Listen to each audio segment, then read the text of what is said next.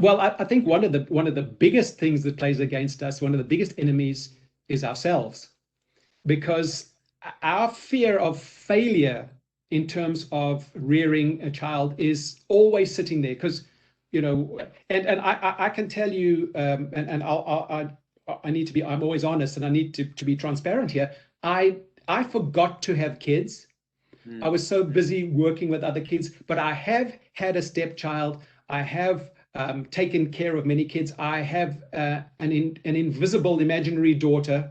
I have kids who are part of my TV series who are not real, but in my heart.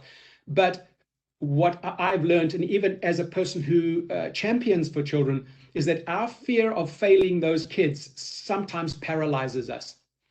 We are so scared to make the wrong decisions or say the wrong things and damage our children for life.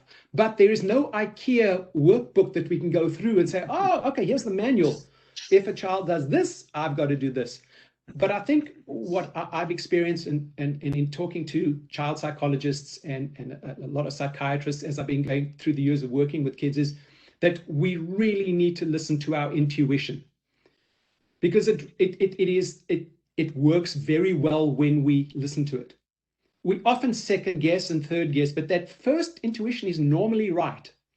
And I've known this with so many people who have been in a situation where they don't want their children to hate them. So they are very, very, they're very lax sometimes in the way they are offering that channel, that border, that to be able to contain the kids. And then it overflows, and it's very hard to get them back when you have been in that situation. So my answer often to parents is listen to it, because when I watched some baby elephants romping around and then getting a little out of hand, and that mama elephant comes with that trunk and slaps it on the backside and is like, you get back in line.